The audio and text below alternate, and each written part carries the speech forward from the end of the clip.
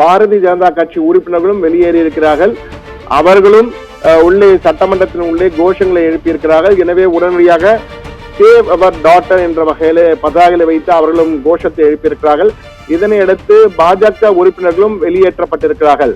அவர்களையும் அவர்கள் வெளியே வந்திருக்கிறார்கள் என்ற தகவல் வந்திருக்கிறது. சட்டப்பேரவையிலிருந்து உரையை ஆளுநர் வாசிக்காததில் தற்போது சபாநாயகர் அந்த உரையை வாசித்து வருகிறார். ஆளுநர் உரையை சபாநாயகர் வாசித்து வருகின்ற காட்சிகள் தற்போது சட்டமன்றத்தில் நடந்து கொண்டிருக்கின்றன. சட்டமன்றத்தின் நேரலை இன்னும் நமக்கு கிடைக்கவில்லை. நமக்கு மட்டுமல்ல, யாருக்கும் கிடைக்கவில்லை. இந்த சூழலில் சட்டமன்றத்தின் உள்ளே உள்ள செய்தியாளர் நமக்கு கொடுத்த தகவலின் அடிப்படையில் சட்டமன்றத்தில் ஆளுநர் உரையை, ஆண்டின் முதல் கூட்டத்தொடரின் முதல் உரையை, ஆண்டின் அரசின் உரையை தற்போது சபாநாயகர் வாசித்து வருகிறார் என்ற தகவல் நமக்கு கிடைத்திருக்கிறது. தற்போது காங்கிரஸ் உறுப்பினர்கள் மீண்டும் உள்ளே சென்று விட்டார்கள். ஆனால் அஇஅதிமுக உறுப்பினர்கள் வெளியேற்றப்பட்டிருக்கிறார்கள். அவை காவலர்களால் வெளியேற்றப்பட்டிருக்கிறார்கள் அஇஅதிமுக உறுப்பினர்கள்.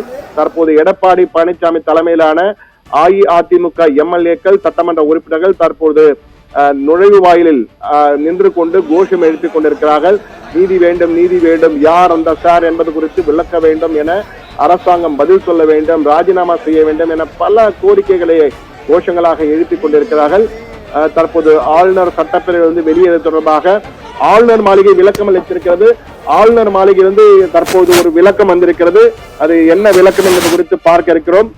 ஆளுநர் மாளிகையிலிருந்து ஒரு விளக்கம் வந்திருக்கிறது. தமிழக சட்டப்பேரவையில் தேசிய கீதம் அவமதிக்கப்பட்டுள்ளது என தற்போது ஆளுநர் ஒரு அறிக்கையை கொடுத்திருக்கிறார். மிக முக்கியமானது இது. அகில இந்திய அளவிலே மிகப்பெரிய பிரச்சனையாக பேசப்படும் என்று எதிர்பார்க்கலாம். ஆளுநர் தற்போது மிக முக்கியமாக மாளிகையிலிருந்து அதிகாரப்பூர்வமாக அறிக்கை வெளியாகி இருக்கிறது. அந்த அறிக்கையில்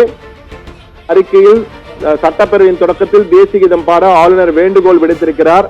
அந்த வேண்டுகோள் ஏற்கப்படவில்லை. எனவே அந்த வகையில் அவமதிக்கப்பட்டதாக கூறி, தேசிய கீதம் அவமதிக்கப்பட்டதாக கூறி ஆளுநர் சட்டமன்றத்திலிருந்து வெளியேறுகிறார் என்ற காட்சிகள் நமக்கு இந்த தகவல் உறுதி செய்யப்பட்டிருக்கிறது.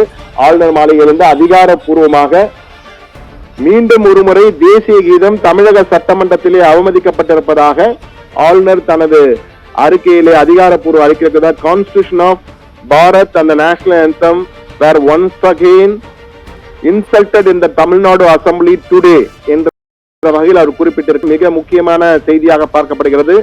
Respecting the national anthem is among the first fundamental duty as enshrined in our constitution என்ற வகையிலே கொடுத்திருக்கிறார். அவர் மிக தெளிவாக குறிப்பிட்டிருக்கிறார்.